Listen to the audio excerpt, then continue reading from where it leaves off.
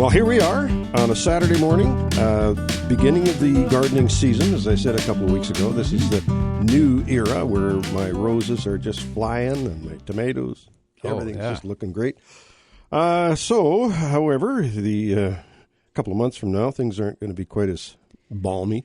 No, the seasons are changing. I think the plants know it. Well, I know they know it. And what they're doing is I think they're kind of, exploding into growth and production and all that stuff, aiming for that finish line that they know it's coming sooner or later. Probably, still 5 weeks away or something before we start, getting nervous about nighttime frosts and all that kind of thing. But it's an interesting time of year, and the plants I think they seem to get happy. Everybody's happy. And we got to remember too, we can expect a frost in a month and a half or so here, but in Victoria that is a different story. Yeah, down at the coast, their frost will come eventually. They'll get some frost, but not till a little later. Let's start with the tips and plants of the week. You betcha. Well, my tip of the week is it's a good idea to do some geranium cuttings now. We'll have some small plants to bring through the winter on a windowsill or a greenhouse or a sunroom, rather than bringing through a bunch of big ones. But you've got to make sure you get them rooted first, and then you've got your stash of geraniums. Mm-hmm. My plant of the week is fugua, bitter melon. Mamordica charantia. It's a commonly known bitter melon, or ampelea. It's a vigorous tendril-bearing frost-tender annual vine of the cucumber family. And I've got a picture of it here. You can't see it, but you can look that up, bitter melon. It's quite an interesting thing. So we're going to see what we can do when we cook it. Yeah, we'll have to talk about that. Yeah. All right, I also have a tip on a plant this week, and my tip of the week is that a nice, strong fall cleanup makes all the difference to your garden. Fall cleanup is the most important part of gardening, especially if you have perennial gardens, that sort of thing. So just start planting now, and some things, as they start dying off, you can just trim them right to the ground in the herbaceous perennial category, and you can start getting at it anytime now. Like I say, it's one of the strongest things you can do for your garden. Just shoots you miles ahead for spring. All right, now my plant of the week is the pillar rose of Sharon. Many people know rose of Sharon. It's the hibiscus syracus. They're coming out with all different types now, little short ones and tall ones and big ones. And these skinny ones, they're called pillar rose of Sharon, and they grow tall and narrow. And even with that, they can still achieve maybe 4 feet in diameter, but very slender. And this is one of the things that's a good trait for plants, because then they don't take up too much room in the garden, but yet will give you the show. Typical of rose of Sharons, come in a bunch of different colors and bloom in the summertime, and still in bloom now. All right, that's my tips and plants for this week. Remember to check growercoach.com and Grower Coach on YouTube. Okay, yeah, there you go. I was just looking over my pamphlet here for the trip to the Seattle show, the Northwest Flower and Garden Festival. They used to call it the Northwest Flower and Garden Show. However, it is now called the Northwest Flower and Garden Festival. It's far more festive now. Yeah, it's really quite something.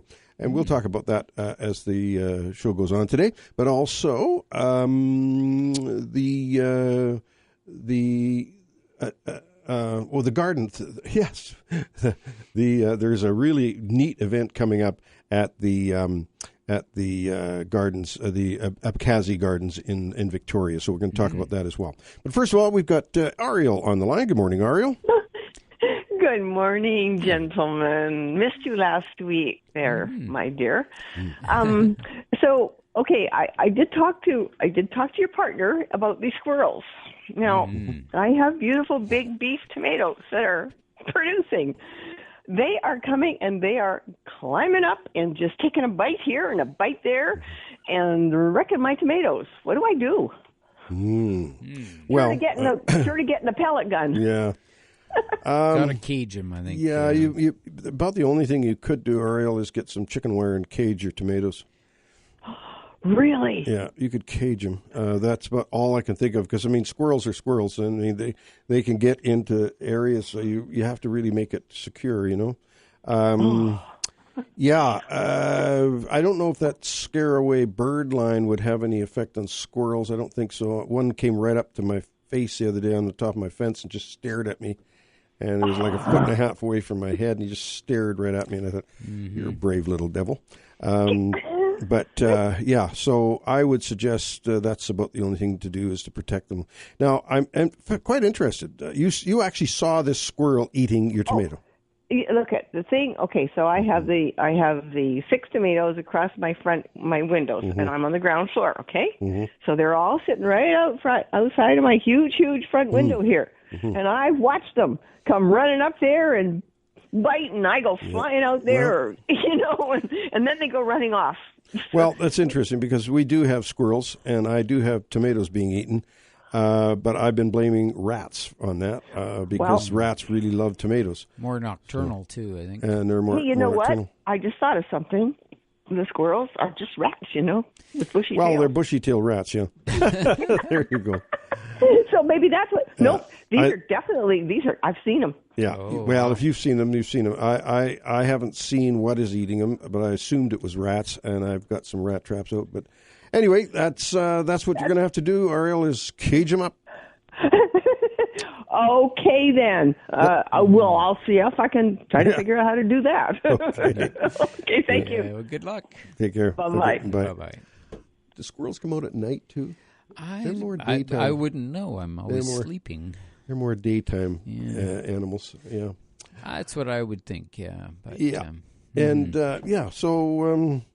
Yeah, that has been an issue this year. I haven't seen as many rats. I think that the rat population got nailed a bit in that cold January.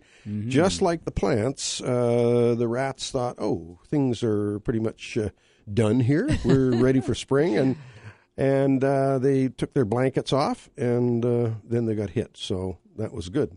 Glad. I'm just sad that some of my plants got hit too. But yeah.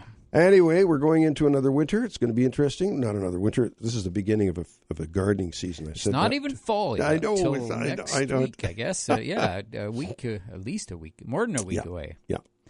Well, we had a great time fishing on the weekend. I'll talk about that. But first of all, we got to talk to Ronnie, phoning in from Victoria, about the Abkhazi Gardens. I mentioned that, Ronnie, and now you are phoning in. And what a great event that's coming up. It's a musical event. Yeah, it's the Abkhazi Garden is planning a special day for International Day of Peace on September 21st. Apparently, Victoria is a city of gardens, but it's also a city of choirs. There will be 4 different choirs performing songs of peace at Abkhazi Garden. There will be one at 11:30. That is the Joy of Life Choir, directed by Daniel Lapp, who is well known in the Victoria area. At 1:30, there will be the Vancouver Island Chamber Choir, directed by Brian Tate. And at 3:30, there will be a Kalina Ukrainian choir directed by Lena Streltsov and Irina Starostina. And Irina Starostina will also be directing the Ukrainian Children's Choir right after that. So there's 4 different choirs that will be playing music throughout the day, and it'll be open from 1 till I think just 4 now that it's getting later. So please come down and celebrate this day of peace with everybody. The admission is by donation. The address is 1964 Fairfield Road. But the history of the garden, because you keep asking me this, is a love story that spans the world. So Prince Nicholas of Abkhazi was from the country of Georgia that borders Russia. Peggy Pemberton Carter was born to British parents in Shanghai, China. Nicholas and Peggy met in their early 20s in Paris, France. Peggy was studying to be a concert pianist, and Nicholas was studying law in exile from his country. They became good friends and kept in touch over the years. During the Second World War, Nicholas was interned by the Germans, and Peggy was interned by the Japanese. After the war, they did not know if each other had survived, which must have been heart-wrenching for them. So Nicholas wrote a letter to Peggy in Victoria, where she was staying with friends to recover from the war. That letter actually got through to her through the Red Cross. In the letter, Nicholas suggested that they meet up sometime. So they met in New York and were engaged on the Empire State Building on September the 7th, 1946.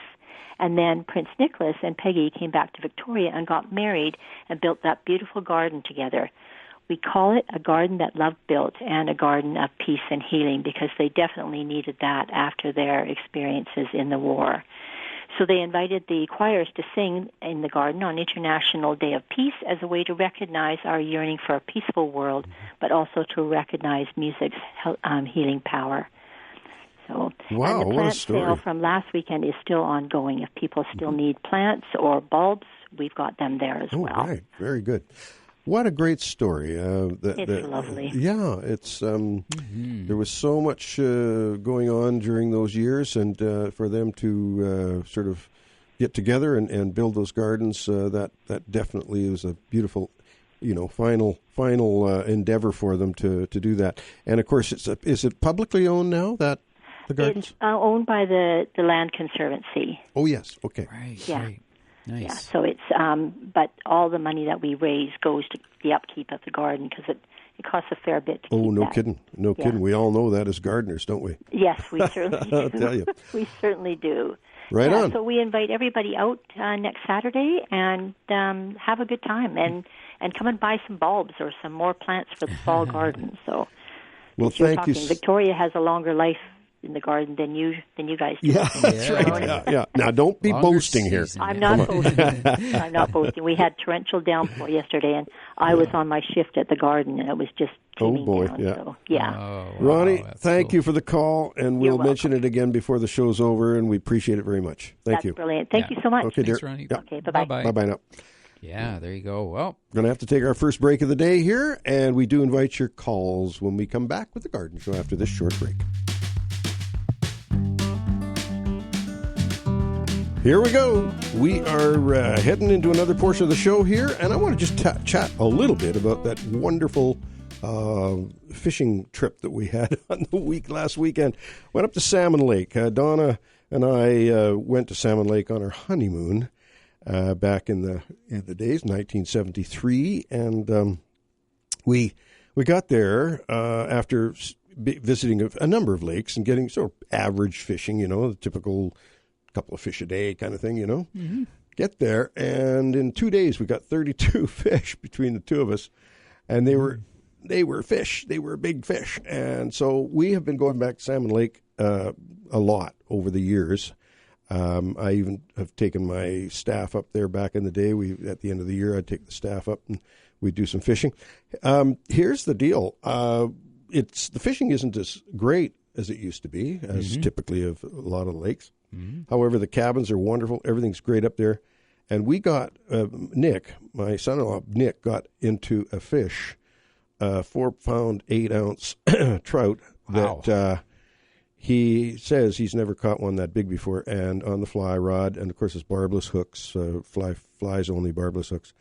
And that fish, Ken, fed 6 people. One fish was cut up and cooked, really well done by my nephew's girlfriend, Jess. She cooked it up for us. It fed 6 people. One fish. That's like a big salmon. You could have made steaks out of this fish, this trout. yeah, it sounds wonderful and clean and delicious. Beautiful fish. Fabulous. Anyway, that was our trip. We only caught the one fish, or Nick caught the one fish, but that's what we're talking about. We're talking about the one fish because it was such a great thing, fun thing to do. Okay. Right now it is time, folks, to get out there and buy some bulbs. This is bulb planting season at its peak, and there's nothing better than having planting some bulbs in the fall and having those babies come up in the spring. Put them in an area where you can look out your kitchen window, look out your whatever windows you look out, and just make sure you see them, because you don't want to put them away into you're not out in the garden a lot during that early bulb season, so you're not out there. So you want to have it in a spot that you are frequenting, and in particular looking out a window, and you can plant a cluster of bulbs. And as you've taught me, Ken, years ago, you don't just plant bulbs hither and there. You plant them in bouquets, plant them in groupings, and plant them so that grouping comes on gradually. The early blooms mid-season and late. And and I always say just try something different because there's so many different types of bulbs. Yeah. When you get out and see the selection, there's some that seem different or odd, and why not give them a try? Mm-hmm. Chianodoxa, they call that. What do they call that? Snow and winter aconite. No. Chianodoxa is not winter aconite. Chianodoxa is a little. They look like little like.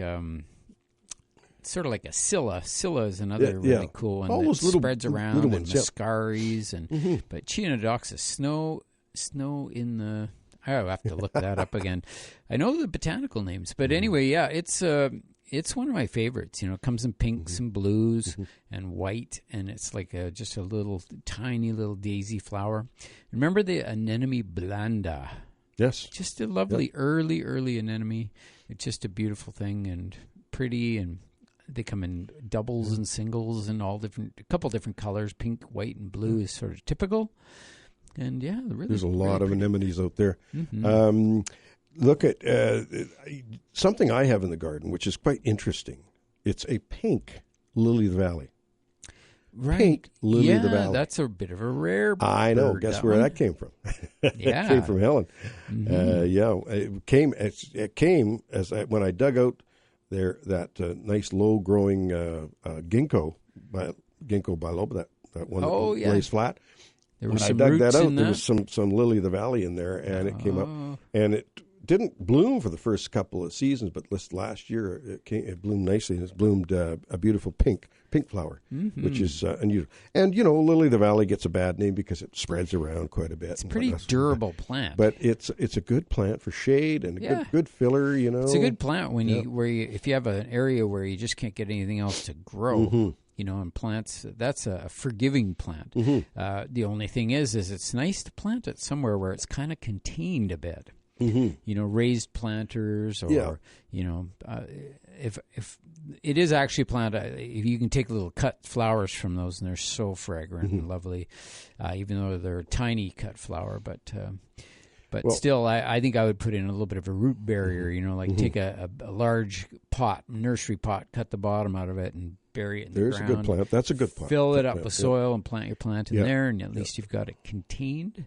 Yeah, our son and his partner in Kitsilano were having a good experience of shade gardening there because they have very, very little sunshine comes into their backyard. So it limits them to, growing tomatoes and that sort of thing is a tough thing to do. Sun-loving plants, it's a little bit tough. Mm-hmm. But my goodness, the polygonatum, the Solomon seal, and I'm going to give them some of this lily of the valley, and they can do lily of the valley shrub down there, which is Paris.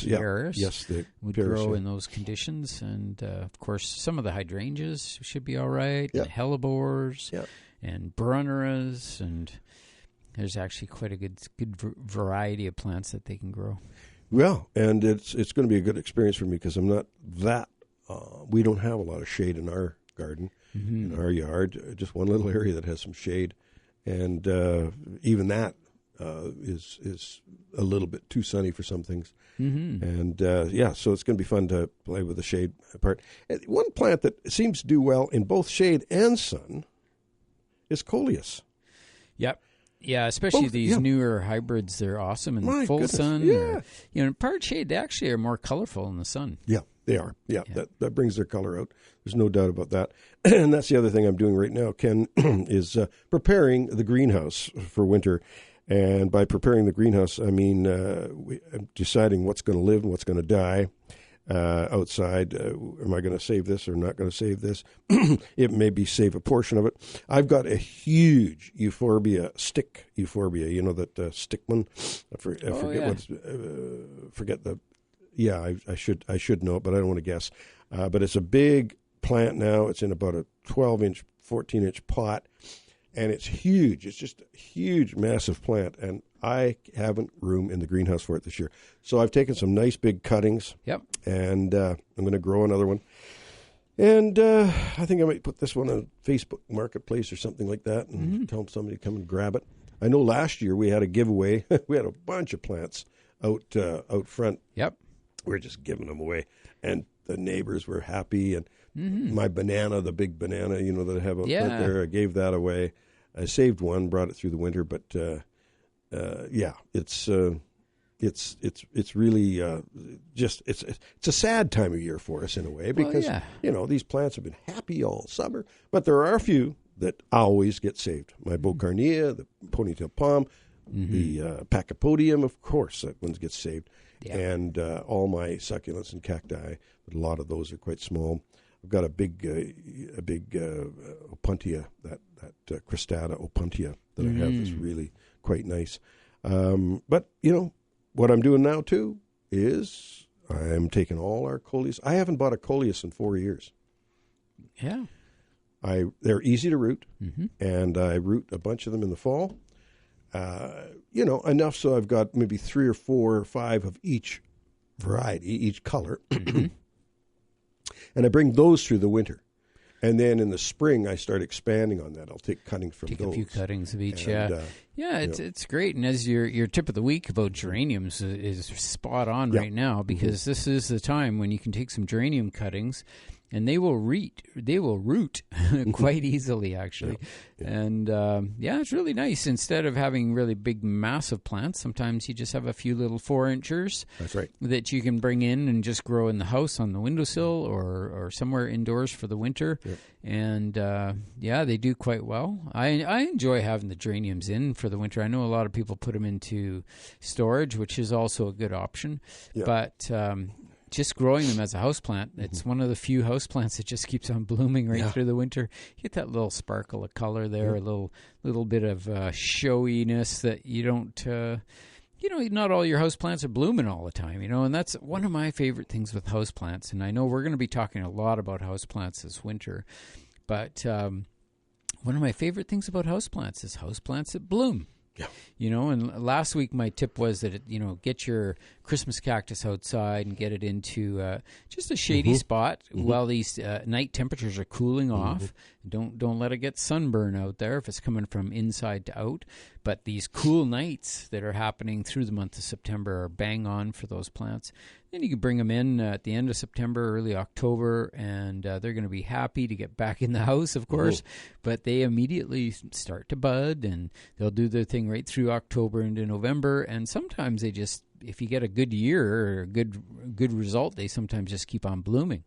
I've had mine a couple times bloom right through to the end of February, and just like, wow, I couldn't believe it. There would just be a wave of color, and then, that's it, so they're done, so clean off all the flowers, and then, what are these? Little buds coming again, and then they do it again, and I don't know, maybe they're just so stressed out that they think this is it, but no, but they sure are pretty. Obeying the orders from Ken Salville. Yeah, there you go.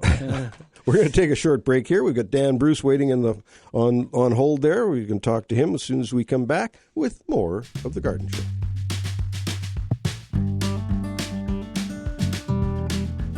Well, here we are at the bottom of the hour, and as our normal weekly visit with Dan Bruce. Good morning, Dan. How's it going? Good morning. Hey, Dan. Well, we got some moisture last night. Yeah. We did. I was asleep through the whole thing. No, it actually rained here for a moment, heavily enough in the night to wake me up. Oh, well, we need it. I never complain about getting rain here because in the Okanagan, I used to say we get 11 inches of rain every year and 36 inches of evaporation. Yes. Anyway. Yeah. So we're talking about houseplants, but I'm still outdoors here. Right. And we're still battling the deer. But one thing that the deer have not messed about with is the white rose of Finland, Polstjärnan.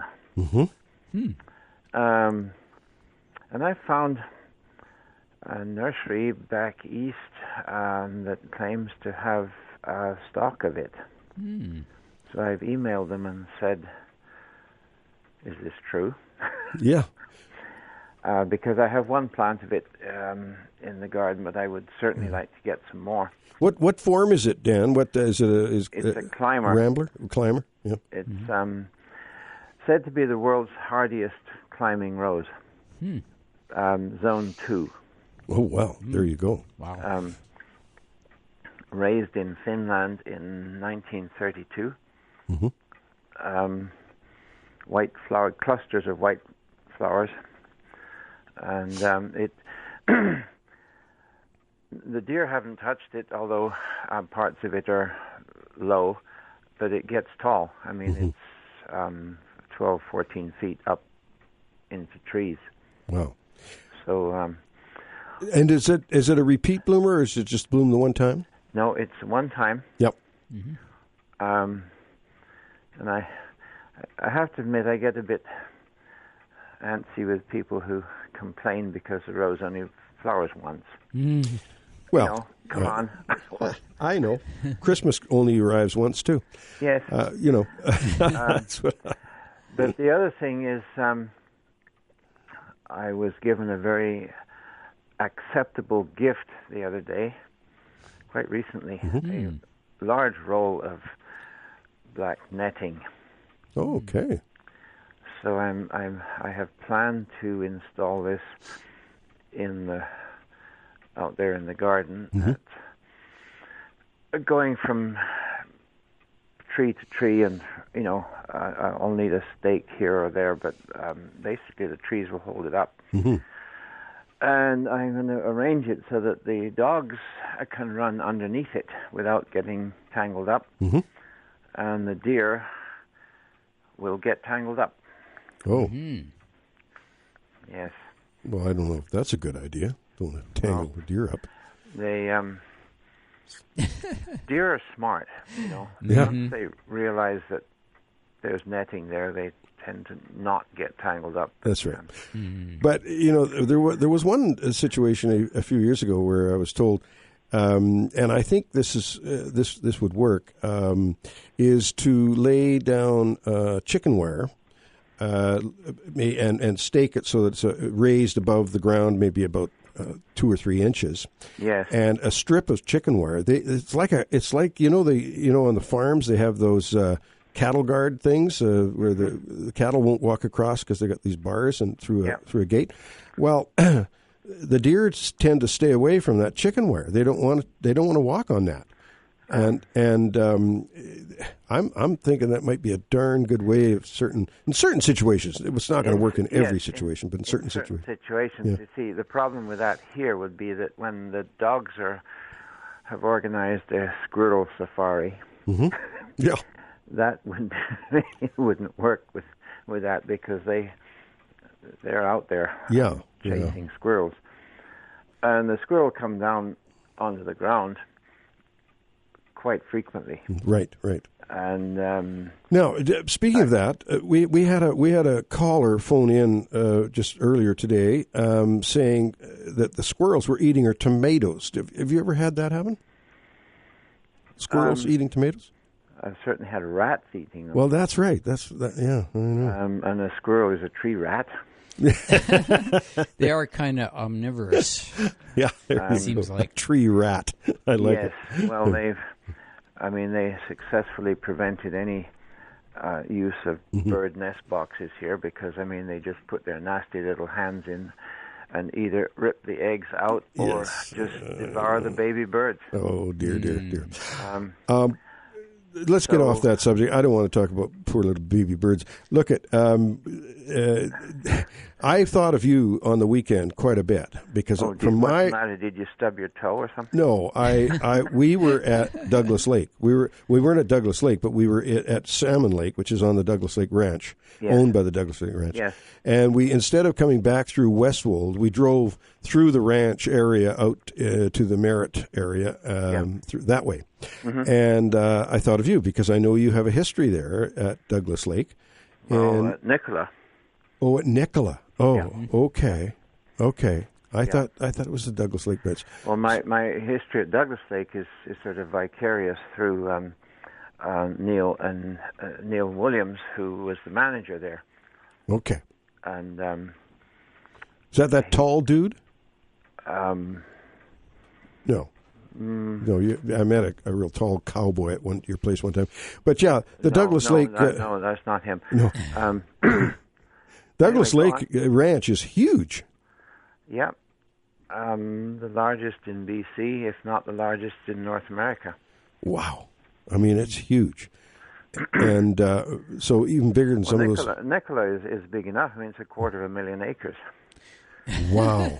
250,000 acres. Yes, I remember when I worked there, I was getting a dog. That's when Rufus was being negotiated for. And the breeder in Calgary, she asked me, well, do you know this breed? And I said, yes, I do. She said, they need a lot of space. And I said, well, yeah. She said, how much have you got enough space? And I said, well, is 250,000 acres? Would that just can we squeak by with that? What about the Coldstream Ranch? That's pretty big too, isn't it? The Coldstream. It's yeah, I wouldn't want to walk around all over it, but it's nothing like the size of those two. Yeah. Those two. Well, Dan, always a pleasure. We're going to have to run here, but that was a great trip, and through that country, even though I was in the wrong ranch, I was thinking of you. So there you go. You would have had to have, if that's where you went, you would have to have come back through Nicola. Yeah, we did. Yeah. In order to get here. So, no, you were on the right place. Okay. Well, then thinking of you was okay. Okay, buddy. Take care. All right. Okay. Thanks, Dan. Bye. Bye-bye now. Bye. There you go.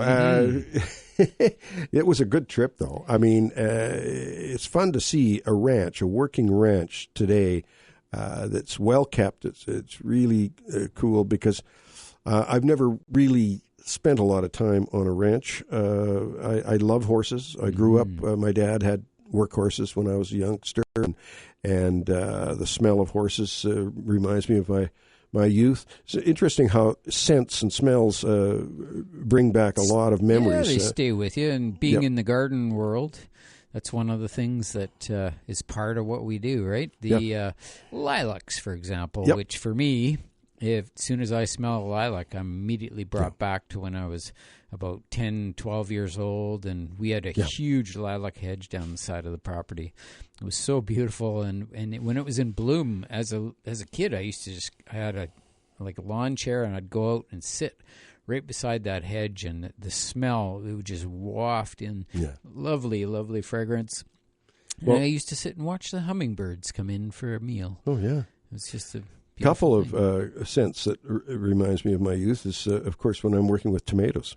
Mm-hmm. I mean, tomatoes is very distinctive smell. It reminds me of my dad smelled like a tomato when he'd come out of the greenhouse. Yeah, well, it reminds me. That's my memory too. Working in the tomato and cucumber production, we used to have big greenhouses, and you'd have to be every day taking off the suckers and the side shoots off the plants, and my entire arms would be black right up to my biceps every day.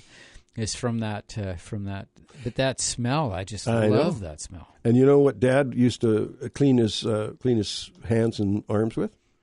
Tomatoes. Yeah. Take a ripe tomato and he'd be able to wash them off with the ripe tomato. That's a little bit of acid in there, and it cleans you right up. Another one is we're speaking about doing geranium cuttings. The smell of geraniums reminds me of my youth too. Me too. Yeah, doing geranium cuttings, man. I don't know how many thousands and thousands of geranium cuttings we've done over the years, but wow, pretty cool. We're going to take a short break. We do invite your calls locally here in Kelowna area, 250-862-2525. If you're calling from out of town, the free call is 1-888-780-4273. We will be back with The Garden Show after this short break. We have Pierce joining us. Good morning, Pierce. How are you doing? Good morning, Don. How are you? Excellent. Thanks for taking my call. I did call in last week, and I was chatting with Ken, and I got some good information about overseeding my lawn because it has died quite a bit. But one other quick question I had for you guys about it. It's right now it's a patchwork of dead grass and lovely green big patches of clover. Is there any way I can limit the clover spread? I'm getting a lot of clover patches. I'm getting a lot of patches and big ones. Well, nowadays, we're not necessarily encouraging clover, but the fact is that clover is actually a good thing in the lawn in many respects. It puts nitrogen into the lawn, into the ground. It's also a very hardy and drought tolerant and all that sort of thing. We used to actually put Dutch clover in the grass seed mix back in the old days. Now, if you absolutely don't want the clover, the only way to perhaps do it is to have some professionals come in and control that clover for you. That's the best way, because stuff that's on the market now for homeowners is not nearly as effective as what they can come in with. Okay. All right. Thank you. Okay. Yeah, and remember that when you do have dead grass and big patches of it, is just to always grab some of that dead grass in your hand and just tug on it gently and see if it's just sitting on the surface or if it's still rooted in, but it kind of pulls out a little bit easily, and then smell that and see if it smells like mushrooms or like fungus. Because that's one of the other things you want to make sure that it's not a disease. But that's also one of the, hopefully a beautiful thing is if you're adding fresh seed in, is a lot of the new grass species are more resistant to the fungus diseases of old. So you might be able to still get good recovery. Yeah, quite a bit of the grass does pull out very easily when I. Well, you might have some sod webworm going on there too, but that's a little late in the season to have that going on. It's usually in June. July, but sod webworm. Is that from overwatering? Well, not the sod webworm isn't from overwatering, but the fungal issues can be certainly from giving too much water. Okay. Yeah. All right.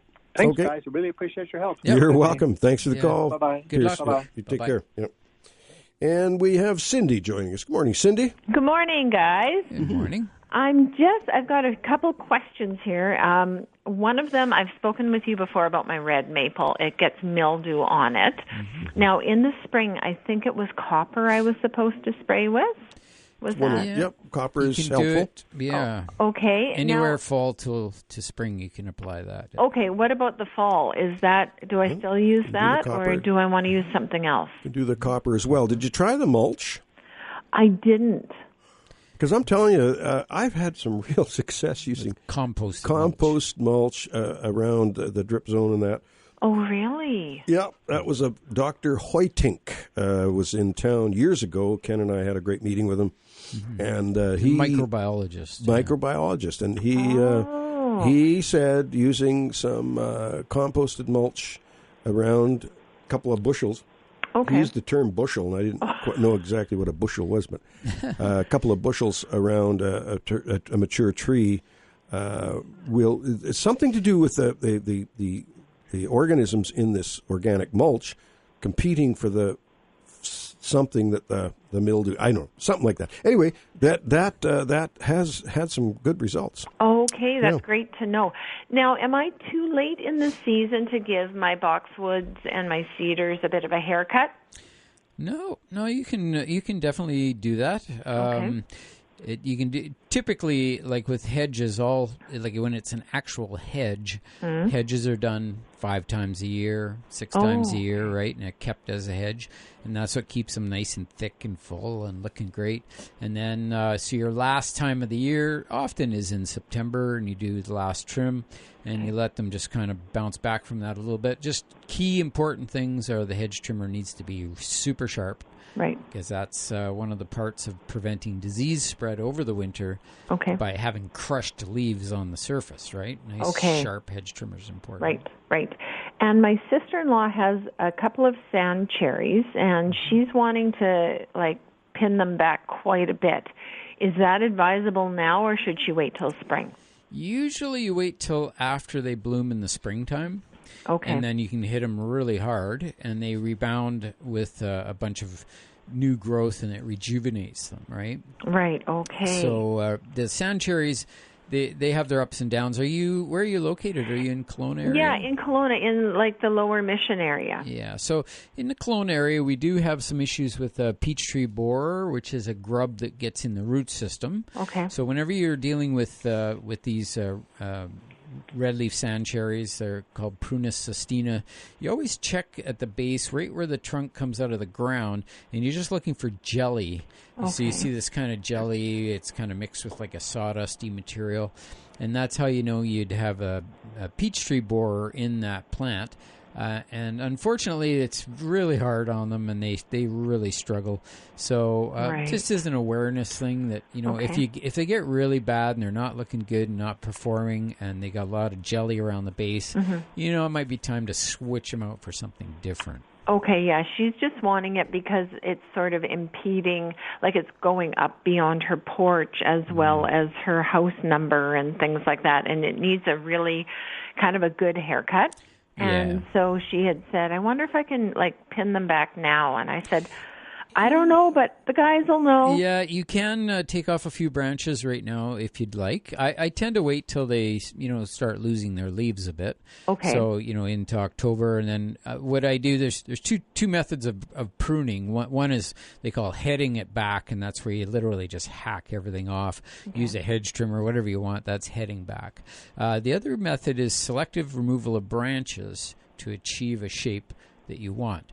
And that's where, again, is if it's getting too wide, well, you can get in and just remove some of the bigger branches from the base that are impeding your walkway or your house or whatever. Just selectively remove those ones and just leave the rest of the plant alone. Perfect. Well, thanks so much, guys. Yeah, no problem. Thanks for calling in. Have a great day. You too. You too. Bye-bye. Bye-bye now. There you go. My little tablet here is running out of juice. I probably didn't get it properly charged last night, so I got a warning here that's going to run out of juice. So I've been scratching down everything on a piece of paper here that I have to remember. Paper? Yeah, oh, on my paper. Goodness. I'm wasting paper. What is that about? Yeah. Well, here we are getting close to the time to take that mid-time break. A few minutes left, but still time for a call or two. Elaine Cameron was out in her garden doing her thing, and she was picking prunes, and she cut broccoli, and she cut the lawn, watered the greenhouse, and cut some lavender. Those are things that she was doing on this day back in 1954. Yeah, out in the garden. This is neat that she's got a diary. I've got a diary too, my greenhouse logbook, I call it, and I enter things in there. But, you know, I'm not as consistent as her.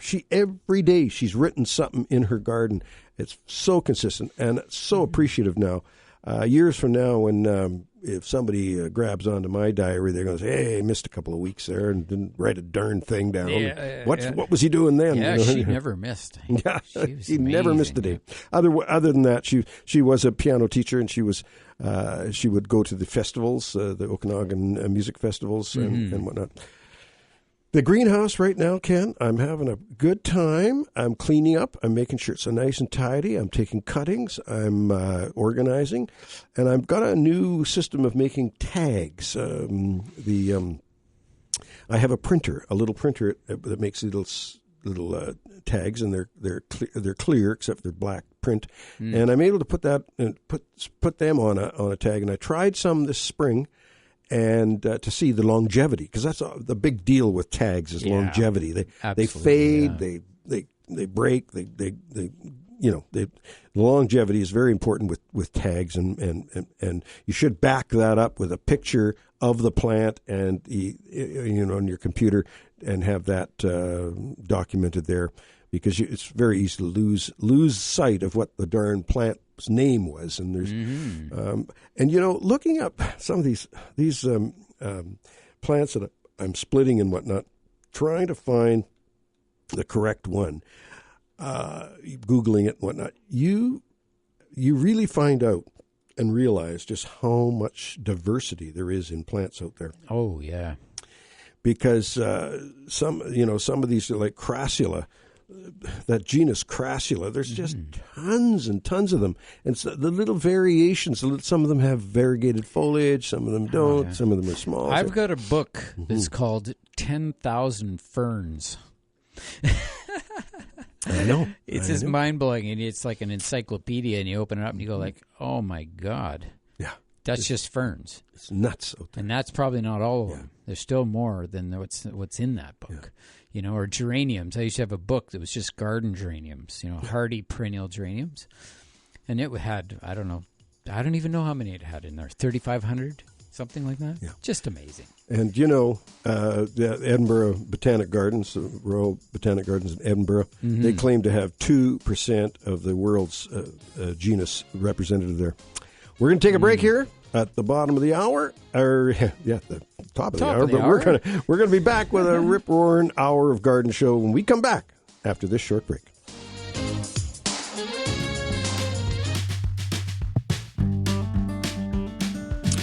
Well, we are here on a beautiful Saturday morning, fallish weather, and nice and cool. The plants are happy, and we are welcoming Bill Bill from the island. He's got an issue with his apple tree. Morning, Bill. Good morning. Yeah, I have a cock orange apple tree. In the last 3 years, I've had worms, so this last year I didn't spray. But this year, it's just loaded with apples. But when you take it off the tree and cut it open, there's all brown streaks going through it. And I've got 2 Cox orange, and they're both like that. Cox's orange pippin. Yeah. Are there any dimples or spots on the thing at all, like these little round? It's a little rough on the outside.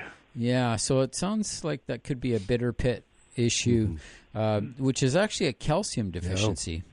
Okay. And so how that works is that the calcium is required around the outer part of the apple. That's where the cells are dividing most rapidly, and it's similar to other plants. Like sometimes you get blossom end rot on a tomato, which always happens on the blossom end, but with apples it happens around the perimeter of the apple, just under the skin. But then those little spots become infected with a fungus because the cells actually start to die, and then they kind of work their way into the plant, like you say, making these little brown streaks and whatnot. If you just peel it, if you could take the skin off, you might notice these little brown dimples sort of here and there, about the size of a pea or smaller, and you might see them here and there over the entire fruit. And so calcium deficiency is fairly common, and the 2 ways that you cure that issue is applying, for you, like on coastal regions, you can apply lime underneath the tree in the springtime or any time, even right now, you could apply it. And Dolomite or the basically any type of lime. Rapid lime you have to be a little careful with. But Dolomite lime you could apply now, and by spring it would be into full release. It would be releasing well. And then when the fruit is developed next year, it would have that calcium that it needs. But some people actually buy food-grade calcium and spray it over the entire tree as well next summer, in the summertime, while the little fruits are developing. And that can really help with feeding the calcium directly in through the leaves and through the fruit. Yeah. Well, I noticed that a couple fell on the ground, and we have raccoons that travel through at night, and they wouldn't touch them. But I have a golden delicious, and all those that fall on the ground, 90% have teeth marks. They eat them, but those raccoons are picky. Look at Bill. You can email me, and I'll send you a sheet on. I've got a sheet on bitter pit. Yeah, and that might be your answer. Well, I'm going to try this lime on there and do it now and just see what happens. Yeah. Yep. It's there helpful for sure. I appreciate your help. You're very welcome, problem. Bill. Thanks for the call. Okay, take care. Yep, you too. Bye. And we are welcoming Trudy to the show. Good morning, Trudy.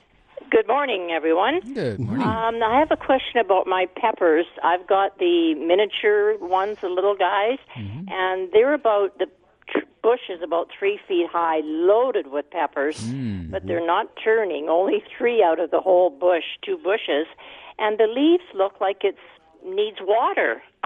They're all wilted and hanging down. And where are you located? We're here in Kelowna. Oh, in Kelowna, okay. Yeah. Well, and you just last night we had a good downpour. Did you get that? Yeah, it did. Yeah, and so that's the first step is whenever you see like what looks like wilting or just unhappiness, the first thing is that sometimes we're worried that maybe we're watering but not deep enough, and in the Okanagan, the deeper you dig, sometimes the drier the soil gets. Are these in pots or in the ground? Oh, no, they're in a little box garden, and we started them from seed, and they did really well, and now they're, like I say, they're loaded with green peppers, and only 3 out of maybe 50 are starting to turn red, but the leaves are all hanging down. If they're just hanging, sometimes that's an indication of root disease, so you might want to dig down and have a peek at the roots. Oh. See what they look like. If they're brown, then they're not functioning properly, and that would cause a break in the vascular system. And remember that some of these varieties take a very long season to ripen as well, and they may not show you the color till they get well into September. So just keep an eye on that. And it's something, if you know the variety and it's a variety you want to grow, is do a little more research and check the days to harvest or the number of days that it takes to ripen, and then go back. We often have to start some types of peppers as early as the end of January or early February indoors, and you get them growing really well and with a grow light and all that, and then once you get to the end of May, which is a long road, but by that time you plant them out in the garden, and then you've got a real good head start, and then they're still ripening around the end of August. Well, I'll take a look at the roots, because we were really careful and made sure it had lots of water and everything, and this last 3 weeks, the leaves are just hanging down. The peppers look great and perky, but the leaves just look like they are dying of thirst. So check maybe it's the roots. Check the root out. Yeah, you bet. Just carefully have an inspection. Hopefully they're nice and white. If they're brown, there's trouble. Yeah, they need to be nice and white down. White. Okay, I will do that today. Okay. Thank you so much. Yeah, thanks for calling. Yeah, thanks. Bye. Bye-bye. Root disease, rhizoctonia, pythium, those things are common in potted plants and container plants. And I would suggest that raised garden is considered a potted plant. Yeah, and remember that you're also, we always talk about rotating your gardens. So you don't want to be having like peppers always in the same spot every year. You want to make sure they're rotated out of there and put somewhere else. And like even as you were talking about, peppers do pretty good in pots. And so that might be something that, if we've had issues in the garden beds and we've had peppers everywhere now for the last couple of years, then you don't really have a spot you can plant them where there isn't sort of, where there wasn't a pepper before. So growing them maybe one season in a pot might be an idea. We talk about smells and fragrances triggering memories. Whenever I see a wilting plant and it's root disease, it triggers a memory too, because I came back from Bermuda after playing with the band in Bermuda back in 1972, spring of 73, fall of 72. So, it would be 1972, and Dad asked me to take over the poinsettia crop. And in those days, we didn't grow as many. We might have grown maybe 1,000 poinsettias. So we had number 2 greenhouse full of poinsettias. And they started wilting, and so I thought, I better water them. So I'm in there pouring the water to them. It got worse and worse and worse. So I took one of the plants down to the Department of Agriculture we used to have on Spall Road there. It was quite handy. That resource is not there anymore, but we used to go down there, and he brought out the book, Pascal P. Pyrone's book on diseases of ornamental plants. Yeah. And I still have the book. I went out and bought it. It was $60 back then for that book. It was crazy. Ooh. And I still have the book. Anyway, he pointed out rhizoctonia, pythium. We took the thing apart. We didn't do a lab exam, didn't do an actual biopsy or whatever. Just a visual examination. Just a visual thing. And back in those days, they talked about soil. And we were using a lot of garden soil in our plant mixes back then, right? Yeah. So it was a heavy mix. And they were talking about using peanut husks and coconut stuff and coarse peat moss and perlite and nice chunks of the pumice, in the soils. And so Al and I started working on soil mixes, and it was a learning experience back then. We were 22 years old and just working away trying to get the right soil mix, good drainage. See, now that's that thing that they know now, that your soil mix has to be 25% air, 25% air space in a container. Yeah. And, even in the ground, that's ideal, but in a container, it's critical. Yeah. And this is why, I think sometimes people don't like it when I say, you shouldn't really be making your own potting soil. You should just buy a professional mix. Yeah. And the reason is that that's what they do, is they just aim for that 25% oxygen space in that potting soil. And so that's what you get when you buy it. When you're trying to make stuff on your own, you're often way below that. You're down to 5% or 10%. And even though the plants tend to survive, you don't get the thrive factor, as well. You can have pretty good success, and you can even have good success from time to time. But the consistency is just not there. And with earthen soils as it come out of the ground, or even if you're making it out of compost, generally there's not enough oxygenation of that. And then the other factor is okay, so you have perfect 25% oxygenation, but it's in a container, so it runs out of water every day. So how much water is it holding? So you need this great water holding ability at the same time as having 25% air. And it's like... It's very scientific. Very scientific. It really is. Yep. And so, but for soil producers, people who do it, that's just a natural. They just they do a quick test every once in a while. They're doing a recipe that works and they know it's good and they send it out. And they don't mention that at all, I'm sure, to the public. But for me, that's all I think about, because I used to develop soil mixes as well for years. And that was something that was really, really the key important factor. Let's talk about our soil mix that we used to make and sell, like about $35,000 worth back in the day. We should tell the folks about that. We're going to take a short break here. We've got to take a break. We've got some folks calling in. We do invite your calls, 250-862-2525 locally here, and 1-888-780-4273 if you're calling from out of the Kelowna area. It's a free call. We'll be back with The Garden Show after this short break. When we get rain, a little bit of rain. It's a blessing. Oh, yeah. We're welcoming Teresa to the show. Good morning, Teresa. Dawn. Good morning, Ken. Welcome back, Dawn. Hope fishing was fun. Fishing was fabulous. Well, the fishing wasn't fabulous necessarily. We did, but it was just nice to get away, and we love to throw that line around, even though there's nothing hitting it. But Fishing is not a purpose; it is an experience. That's right. Anyway, I am actually asking you about fall and manure. Our tomatoes did nothing this year. Cucumbers did nothing this year. Thank you for all your cucumbers, or I wouldn't have any. I'm trying to think that maybe we should replenish the soil. And I don't know. It's been so many years since we put compost and whatnot. And you're talking about soil in the garden beds, not containers. Yeah. Well, Teresa, I think that's a great thing to do, to keep adding compost and manures to the soil. Got to be a little bit careful when you're using manures, simply because you want to know the source.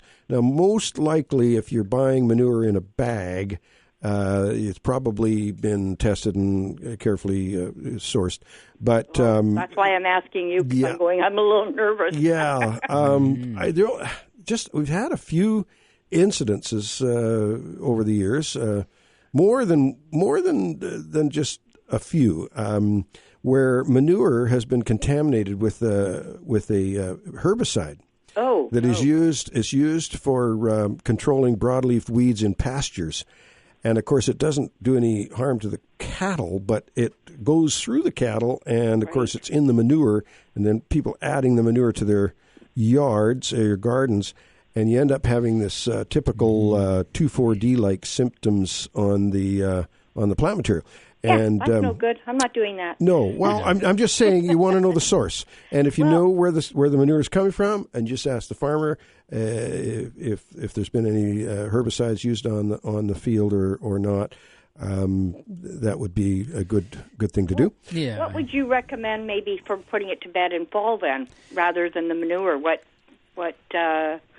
Well, Ogle Grow, Nature's Gold, Glen Grow, all those things are good organic mulches.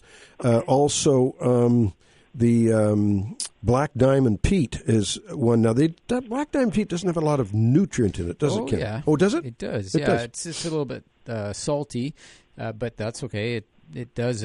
Plants just leap. The other thing I'm just going to note about doing fall applications, you're often better off to grow a cover crop in the fall, like putting in crimson clover or something like that. Yeah, I kind of thought about that too. And again, I was going to ask you as my next question. Fall rye, yeah. And then apply your nutrient in the springtime, because what happens is what you apply in the fall, by the time you get to spring, a lot of it is worn out. It's just it's all gone. It's leached away or whatever.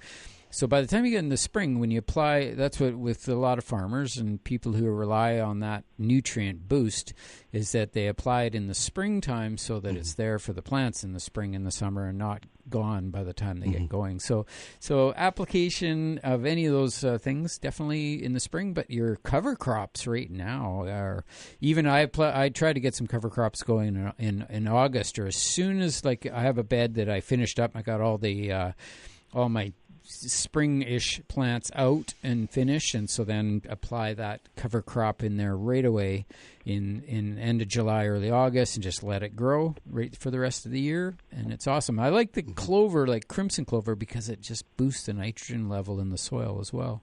So it's a good... Hey, because right now I don't have a single bed that's empty. I'm lucky. Yeah. Well, I'm then very lucky. You don't have to worry. Going crazy in there, but I was trying to figure out, jump it at this, and can I get it at somewhere like Buckerfield's or the black diamond clover? Oh, the clover. Oh, yes. Yeah, Yep. Okay. Any places, Pacific West Seeds, I think, is one, or West Coast Seeds. They sell all these different. There's a legume mix that is quite good, called a legume mix, and it contains, I believe, it contains fall rye and some legumes, and the legumes, of course, add nitrogen to the soil. Okay. Yep. Well, there you go, because I haven't tried these before, but I know you guys talk about it all the time, and I thought, you know what, I got to do something out there. And if nothing else, it'll be green. Yeah, I must say, Teresa, the garden, it was looking spectacular. It was really nice. Your party was fabulous, and that garden, it was spectacular. What a lovely location you have there, and you put a lot of effort into it. So, well, thank you, because I'm going to have you back. I have a greenhouse door that's hanging there. Oh, yeah, we got to fix that up for you. We'll get that fixed for you. That's an excuse. You betcha. You think I'd just take those pins out, right? When's the first hockey game? I don't know, but I'm trying to get NHL Center ice. It must be quick here in October. Yeah, pretty soon. I got the Bud Light ready. Well, that's right on. We're ready. Okay, dear. All right. Take care. Thanks, have a great show and have a great weekend. Thank you. Bye-bye. You too. Thanks for calling. Bye-bye now. Yeah, that's a great organization there, the Hodge family. Yeah. Betty is joining us. Good morning, Betty. Hi. Morning. I'm just wondering what's the best way to winterize some geraniums. They're so beautiful this year. Mm-hmm. There's many, many ways. It all depends on your what you have for facility. I don't have much, just a garage. You have a garage. Is it heated or not heated? No. It's not heated. And where are you located? In Kelowna. In Kelowna? Yeah. I kept one in the house last winter, and it did survive. Yeah. Well, my tip of the week, of course, was to take some cuttings, so you've got some small plants to bring through as house plants.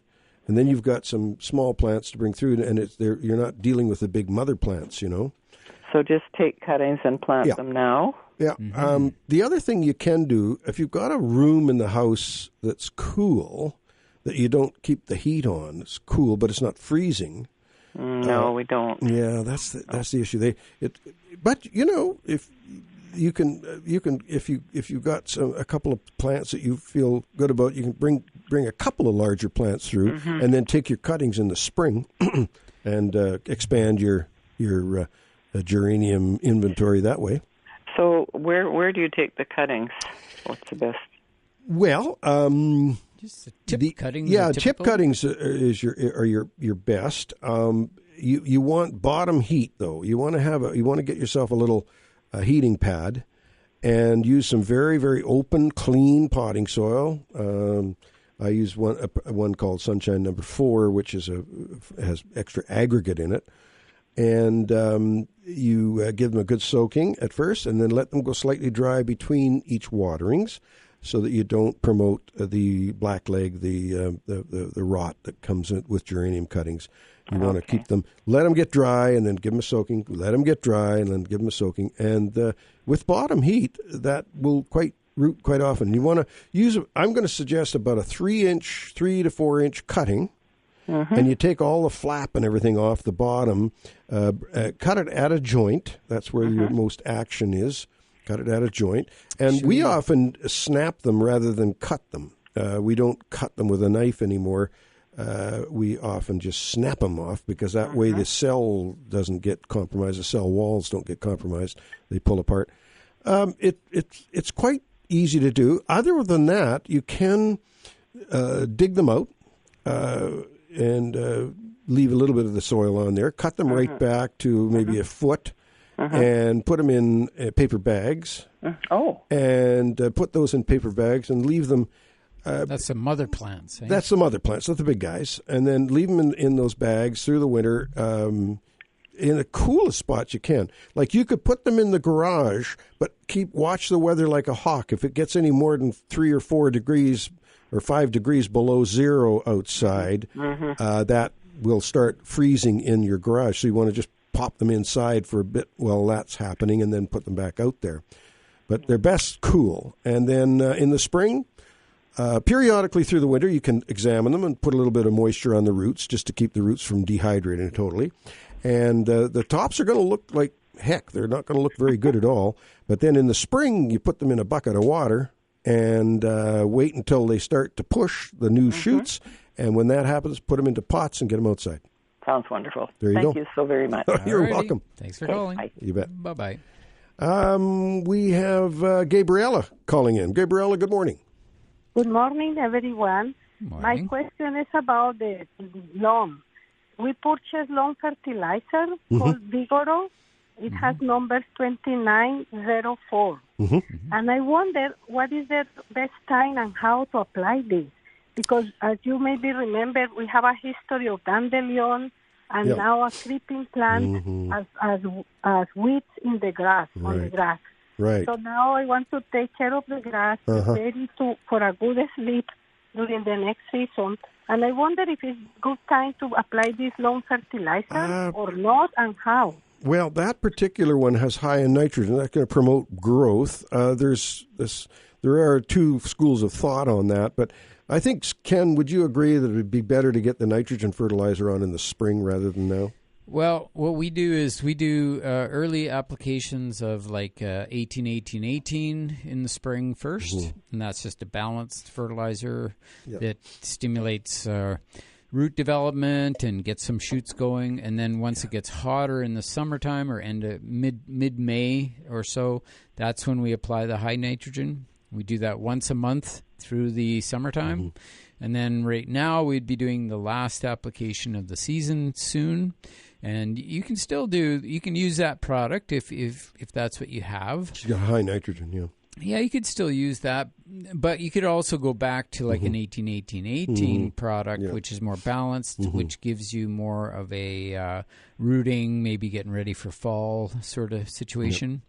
Gabriella, we're right at the break point here. We're going to have to take a short break. But look, at what you want to do is come by, where we live, pop by our home, and I will print you off 2 or 3 of my sheets on lawn maintenance and lawn fertilizing. Okay, and then next time I would like to understand the meaning of those numbers. Yes, we can do that for you. I don't know what they mean. Well, we can do that for you, but we've got to take a short break here. And if you want to keep listening, we will explain those numbers after we come back from the break. Of course. I always listen until the end. Okay, Thank you very much. Awesome. Thanks for listening. Thank you. Yeah, thanks for calling. Bye-bye. Okay, Gabriella, take care. Bye-bye now. And we will take this short break at the bottom of the hour. We'll be back with your calls. Judy is calling in from Kelowna. We will be back with your calls after this short break. And we're back with you on a beautiful Saturday morning. It's cooler, but lovely weather still. Judy is joining us. Good morning, Judy. Good morning, Dawn. How are you? Excellent, thank you. Good morning, Judy. Morning, Ken. Lovely day. We have a problem with pocket gophers, I believe. Oh, yes. Oh, no. Empty your pockets. Yeah, no, they can have anything in my pockets, all the lint, but they seem to prefer parsley roots. And they seem to be going after the irises now. There's a big pile of dirt on top of the irises. Yep, that sounds about right. Are you still seeing fresh mounds right now? Yes. Okay, because they moved into the veg garden now. Yeah, they're not a very nice animal to have. They're often confused with moles here in the Okanagan, but we don't have any moles here, so we don't worry about that. But pocket gophers are wicked. They do eat the roots of trees, shrubs, plants of all kinds, and difficult. Trapping is the number one method of management for homeowners. I know with farms you can dig in products that are more like poisons and that sort of thing. Because those products are available, but they're very specific to pocket gophers. Pocket gophers are a tough one because, what do you bait them with, right? Like roots? Yes. We have tried putting some mothballs into the fresh holes and it may move them around, but I don't think it gets rid of them. No, that's right. It No, moves and them around. But they proliferate quite quickly, too, so year after year their populations keep growing, but... that's a tough one. Yep, yeah, you can getting get some traps. different traps, different types of traps, and then that's a daily thing. Every day you can usually catch one a day if they're active, because they're really relatively easy to trap once you get the formula right. And do they ever come above ground, or do you have to dig the traps into the ground? The traps have to go underground. There's no question about that with pocket gophers, and those mounds basically are just. They're clearing their tunnels, and they have to put the dirt somewhere, so that's where the mounds come from. If you dig down into the mound, you're going to find at least two holes, one going one way, one going the other way, and prior to you digging into that mound, the hole went right through the mound itself. But you've now opened it up. You've got two holes, sometimes more than two, but most often just two, and that's where you will put your trap, is inside one of those holes.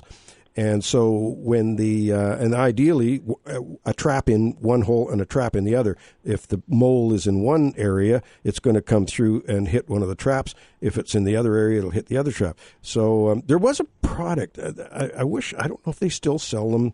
A gentleman used to come through from Vancouver selling one called the Mole Buster. And I have had tremendous success with the Mole Buster. It's... but I just don't know if they're available anymore. And that was a good trap. And it had a little signal at the top. And if you look out, it actually told you whether the trap was sprung or not. You didn't have to dig down and check it. So you might check at Buckerfield's. Is sometimes a good place to check to see what they have for traps.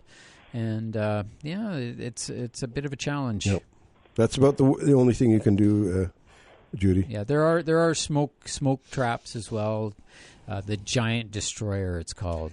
The Giant Destroyer. I don't know. That's a sulfur-based product. And I'm not sure if they're available anymore. Yeah, are they still? Yeah, they're available. It's just that whether they work or not is a question. That's all, because they have so many exit opportunities, so that if it starts to smoke up inside, they just beetle out the other end.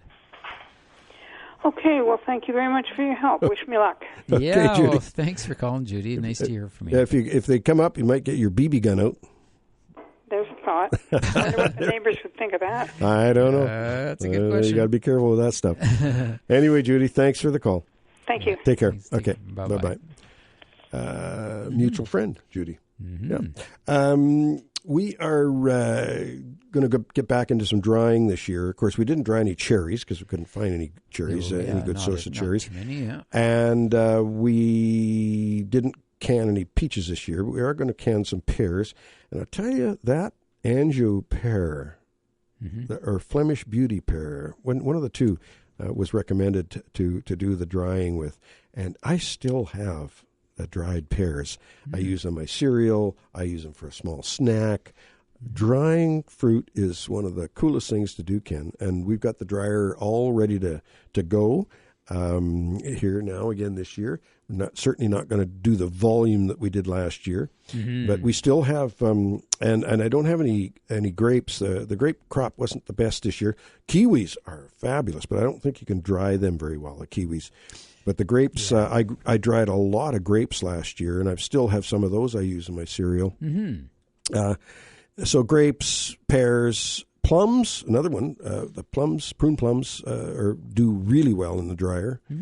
And we've had pretty good luck with apples, too. Do you remember you were talking about pickling, or not pickling, but drying cucumbers, and what a disaster that was. Tissue paper. Apparently what you can do is you can, if you pickle them first, right? So you pickle your cucumbers, and then you slice them, and then you dry them after they're pickled.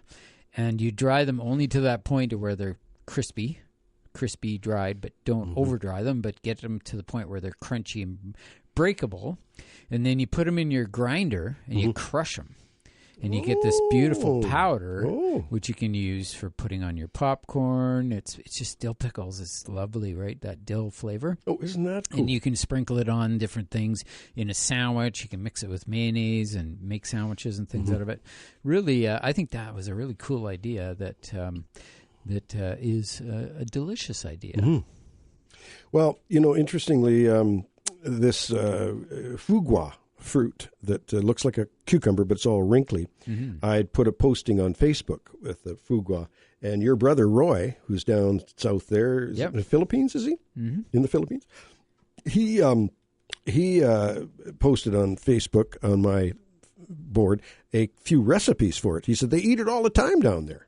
That's a big part of their diet is fugua. Nice. Yeah, they call it something different, but it's the same darn thing. Yeah. It's bitter gourd is the common name for it, bitter gourd. And from what I understand, it is bitter. I haven't tasted it yet, but I've got 3 beauties and a fourth one coming as well on this vine. And they're very, very healthy, and I'm going to slice them up.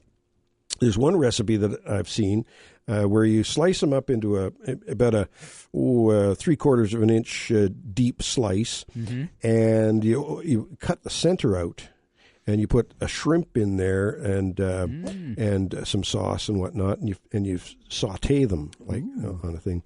So it's going to be fun to try. That sounds really good. And they're supposed to be very medicinal.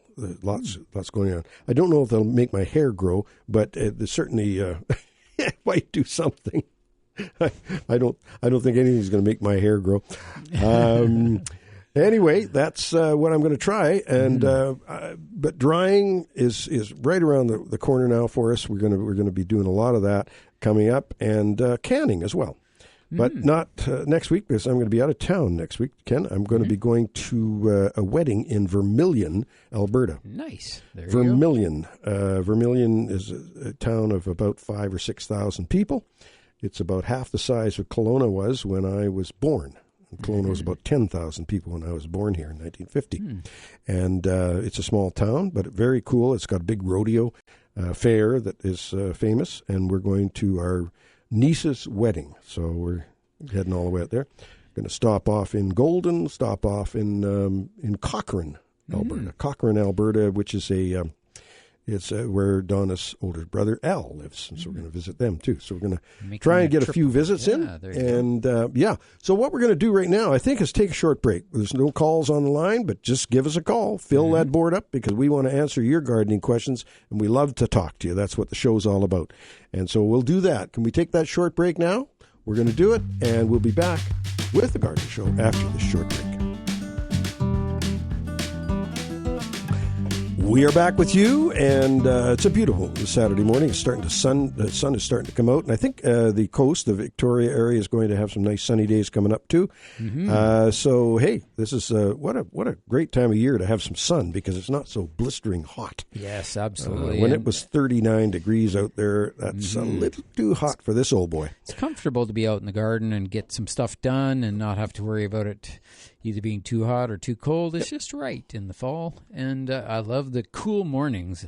That's one of my favorite things. Oh yeah, it's beautiful. The smell of the air is always so beautiful. We have Maureen joining us. Good morning, Maureen. Oh, good morning, guys. We were just saying we absolutely love this time of year as well, and I've got some garden mums that are going to be blooming pretty soon because they like the cool nights, so I'm so excited about that. We have a couple of questions. I have our friends from Victoria here as well, and we're talking about hydrangeas, and their hydrangeas in Victoria are just a little bit too big and lanky, and they know that at some point when the snow comes, they're just going to get all knocked down. And same with us. Ours are the same, really tall. The white flowers have turned green. They look really pretty right now. Is it okay to tidy those up in late fall, like before the snow comes? And these are not the big leaf hydrangeas, the pink or the blue ones. No, these are the ones that I think they're the white ones. And they're just kind of flat. I think they might be called Annabelle. Oh yeah. There you go. The top is kind of flat on that, the bloom. Yeah. So those plants, you can. What we normally do is when they turn green right now, they're still interesting looking, and then later on they're going to turn brown, and they're still interesting looking. Yeah. So as long as they're interesting looking, I just leave them to do their thing, and then as we get later, maybe into November sort of timing. You might be starting to get cold. Like for us, it might be freezing. Say in Victoria, it might be just sort of cool temperatures. But it's just really that thing is you leave them as long as you can till they start either looking rough or they're starting to collapse a bit. And then the minimum thing you do is sort of trim off all those bloom heads, because then that prevents the snow so much from collapsing the plant. You can snip off a few branches too, just to keep it sort of upright. But then once we're through the brunt of winter, then we go in and we can see the buds will start to push near the bottom portion of the plant. I always keep the bottom 1/3 intact and just remove the upper parts of it. And that's specific to Annabelle hydrangeas, not so much the other types. So it's important to get the right hydrangea right, and then at that point, it's confusing, isn't it? Yeah, and then I always think of them sometimes like a peony. Like with peonies, I have peony stands, and I just put them on anyway, regardless of the peony, just because I know as soon as they start to bloom, it's going to rain, and then they're going to collapse, and it'll be a pain, right? So I just put them. I actually leave my peony rings out all year round. That is so good to do. Yeah, I'm going to do the same thing. Well, then I don't forget to put them on, right? But same with the hydrangeas. You can use a big peony ring on those, and it'll help to hold them up. Yeah, because they're pretty floppy, but beautiful to look at. And so you do that. You wait till the spring to really cut them. You cut them about 18 inches to about 18 inches. That's what I do, and it seems to give them a little more support. And I actually withhold the water from them, too. Like especially like if you're in the Victoria area, I wouldn't be watering them very much, because if you water them a lot, they tend to grow really tall and lanky. Well, and maybe that's what I did wrong. It happens a lot with that particular variety. They get, and then also if they're in too shady of a location, they also stretch and become more floppy. So like with mine, a bit of shade. Yeah, mine are pretty good. They're mostly in the sun, but I don't give them much water, and they don't get very big. Like they stay under. They're in that 3 foot. I think that might have been what I did wrong. I gave it way too much water, and they need pretty rich soil, right? Not particularly. Not Annabelles. Annabelles are one of the more durable varieties. They'll grow in almost any kind of soil. What about the hydrangeas that have pinks and blues and stuff? Yeah, those ones need more rich soil. Okay. And they can be grown in any conditions at the coast, but here in the Okanagan, we need to grow them in part shade, just because they don't really like they don't appreciate the afternoon sun. Okay. So it gets too hot. Yeah, and they need to be watered in our climate. They are not particularly drought tolerant, those particular ones. Okay, good. So is it okay to put lavender in among hydrangea, like that beautiful English lavender? Is it okay to maybe do a border of that or put them near there? Sure, as long as it's hot and sunny. That's the thing with lavender. It's got to look good. Okay, so they need two different environments. Well, Annabelles are are good for full sun too. So Maureen, we've got some other callers we got to get in before the end of the show. Guys. Great to talk to you. Take care. Okay, right. bye-bye now. Bye-bye. And we have Todd. We've got a couple of minutes here, Todd, from Victoria. Good morning. Yeah, good morning. Thanks for taking my call. I started growing vegetables again this year after a long pause, and I'm now reassessing what went well and what went wrong. And I wanted to raise one thing with you guys that seems to have gone wrong. I built a series of raised garden beds, went to my local garden store to get bulk soil, so the backhoe into the back of my truck, bulk soil, put it in there. And I guess I made the naive assumption that if I bought soil, it would actually grow things.